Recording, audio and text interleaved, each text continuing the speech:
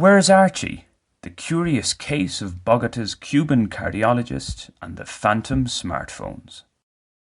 After more than 9 years based in Colombia, I've learned, slowly albeit, not to be so trustworthy of anybody at any time in any situation.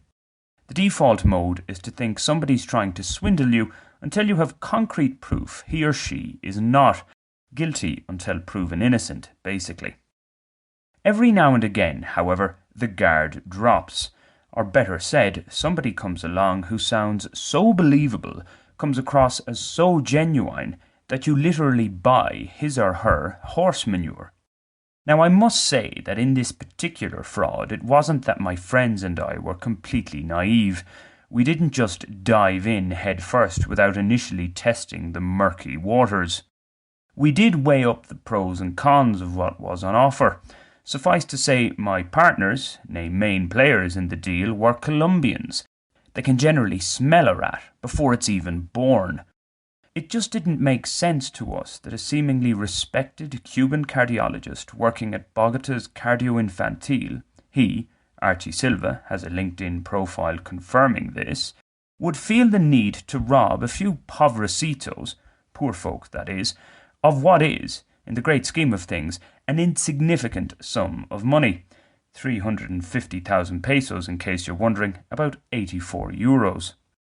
What's more, when I first met Archie in late November 2020 through a mutual contact, he wined me, well, poker-bearded me to be precise, all day while he, stereotypically enough, downed rum and another substance which shall remain unnamed.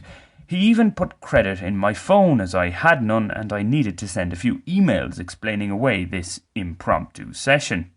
So I had no reason to doubt him when he told me he could source factory-price smartphones in Germany, a country in which he studied, through a friend there.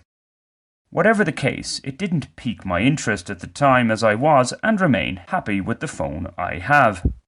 About a month later, however, a couple of good friends in my Barrio Santandercito were in the market for new phones. The Cuban entered my head. We sent him a WhatsApp message. He could get us ridiculously cheap Samsung S20 Plus models.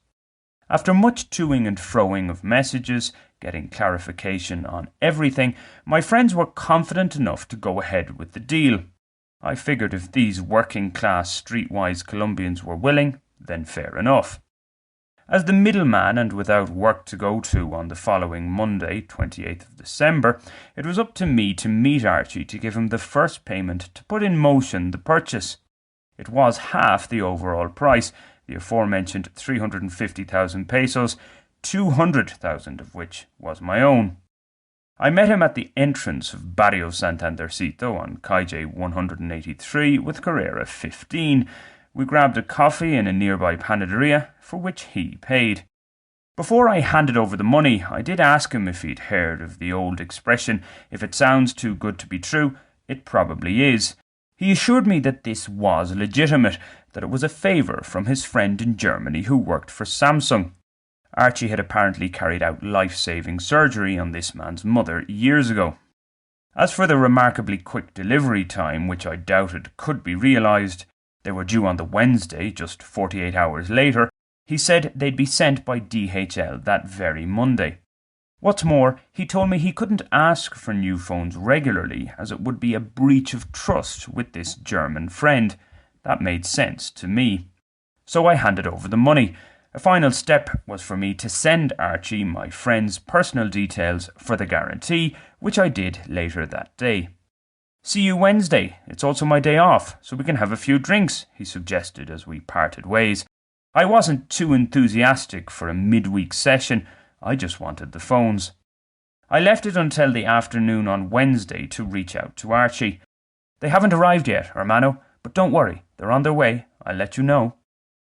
I had thought that it would be remarkable if they arrived in such a short period of time, especially over the Christmas period. My friends waiting for the phones weren't in a major panic either. We could wait.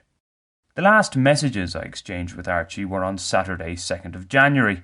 That day he told me the phones were already in Colombia, at DHL's office by the airport.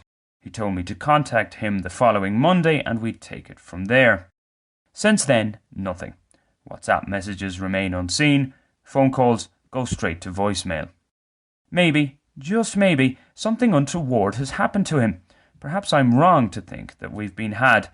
After all, if you can't trust a Cuban cardiologist, who can you trust?